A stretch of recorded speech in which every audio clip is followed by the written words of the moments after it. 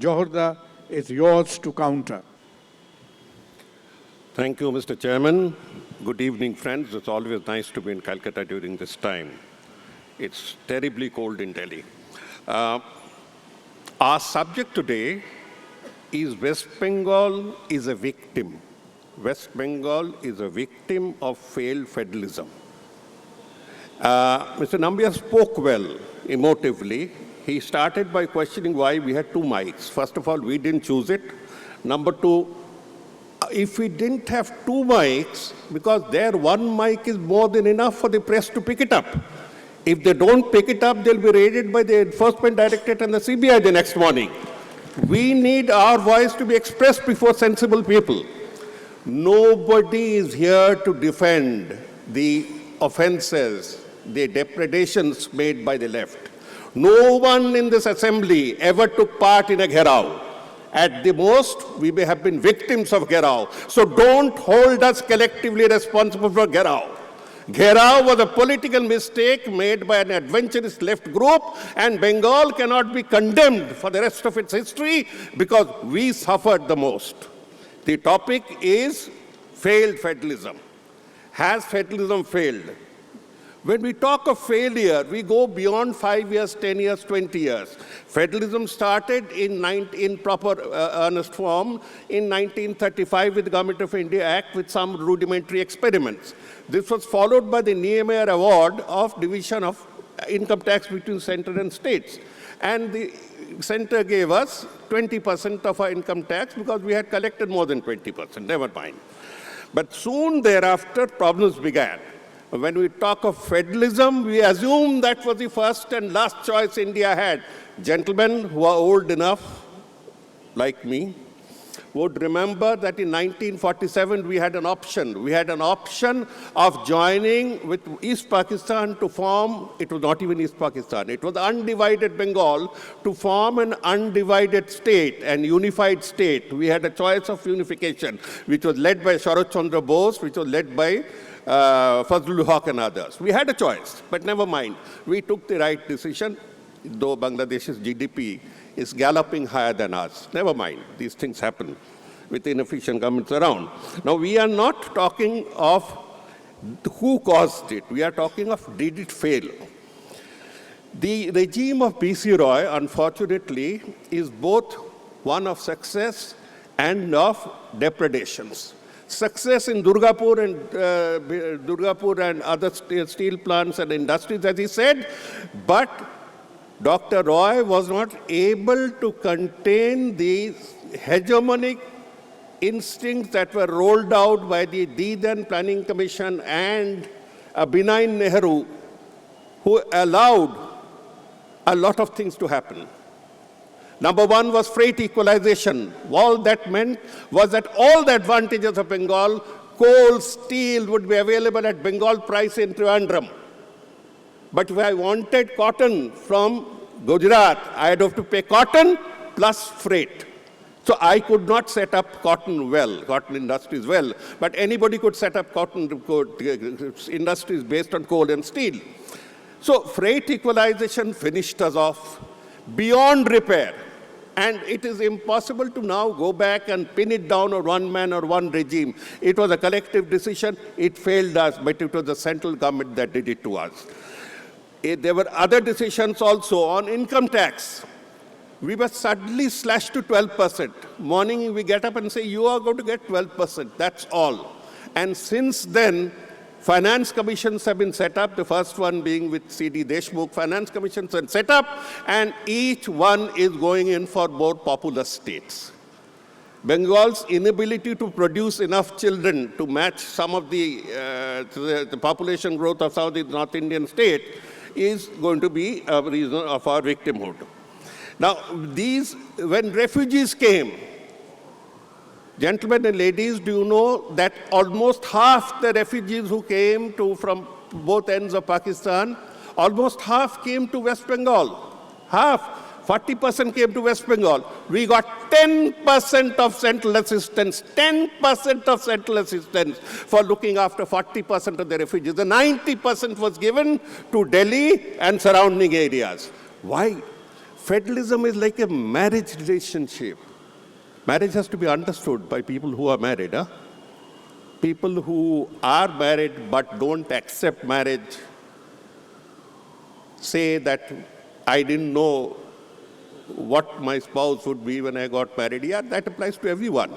But people who don't understand a marriage will never understand federalism. It's a relationship of equals. It's a delicate relationship of equals. Bossism, sucking on the nose doesn't happen, but that is exactly what is happening now. We are passing through the worst phase of federal imbalance. At every step, our monies are being stopped. Mr. Kalyan Banerjee mentioned about 2 lakh crores being withheld by a person whose class 10 certificate also we have not seen so far. I'm not talking of higher entire political science. I'm only talking of class 10 certificate we haven't seen. Held back for no reason altogether. Our 100 days work program has been held back for 1 year. People are suffering. But political victimization is going on. Here is a hypocrite who spoke about central government as Delhi Sultanate. Delhi Sultanate. Baaton ki baat par bolte the Delhi Sultanate. And today he is practicing a form of oppression, a form of hegemony that can hardly ever be compared. He has found his place in history next to Aurangzeb and Muhammad bin Tughlaq. He has found his place in history. He talked about being deprived on Sardar Sarovar. He talked about the NCTC, National Counter-Terrorism Center. He said it's a central policing force happening. What is happening here? Half the state is looked after by the central police, the BSF. And the other half are looked after by bodyguards going around with opposition MPs and MLAs. Each of them carry about 4 or 6 of these bodyguards. I don't know whether you need status symbols, whatever be it. So here we are today caught at a time when a person whose ego matches his inefficiency and that matches his self-publicity. We are victims of a failed federalism that could be rescued. That could be rescued in the 21st century, but is going from bad to worse with deprivation. He comes here and organizes a function of Netaji by one of my friends around this place, and they spent 13 crores for 1 day at Victoria Memorial. I have got the figures. 13 crores means 6 lakh man days of work spent so that you can tom-tom him and show some laser visual on Victoria Memorial for 1 crore rupees, and that is never seen ever after. It does not belong to the people of Calcutta. Why are you going on with this glitzy publicity work? Why are you not concentrating on repairing your family relationship? We are equals, and that is what we need to understand. But to do that, you need breeding, you need a level of thought, you need education, and above all, you need a vision. Ladies and gentlemen, with these words, I hereby stand in favor of the motion that West Bengal is a victim of failed federalism, and more so under the area of an era that is known as the most draconian that we have seen in hundreds of years. Thank you very much. Yeah, Jawhar, thank you. I think it's been calculated multiple number of times that the amount of economic deprivation Bengal suffered from 1947 to probably 1965 has been absolutely crippling as far as the future fiscal character of the state is concerned. Jawhar. I'll speak only on one speaker, Mr. Shapun Dashkut, my good old friend. I have heard him speak the truth for the first time today, after a long time. When he said he doesn't understand head or tail of what we said, all the statistics. He doesn't understand head or tail. It's a confession, because we are not asking for a special federal law. We never asked for it. We asked for just equitable treatment, that's all. We asked for the same allocation that other states get. So you want to know why we are failing? Why we are failing during this zamana? We are failing because you are being miserly, you are being hegemonic, and you are being unfair. That's all. We are not asking for anything special. You said India is not a failed state. Nobody raised this question. But India has failed as a state. It has failed in press freedom, the whole world knows it. It has failed in gender equality, the whole world knows it. It has failed in the hunger index, the whole world knows it. And there are lots of other failures that India has, but that is not the centrality of the topic. Why do you raise this almost inane question of Gheraos? Have you heard of any Gherao in the last 10 years? We are talking of, since you are raising the topic to the last 10 years, when did you hear of a Gherao in the last 10 years? So Gherao is a gift of the left front government, and we are all victims of it. Why are you blaming the victim? Ladies and gentlemen, 10 years ago, around this time of the year, a girl was raped and killed in Delhi. Raped and killed in Delhi. I'm not drawing such an extreme example, but all I'm saying is I heard people even then blaming the girl for going out at night for work. You see, stop this blaming. We have failed as a federalism.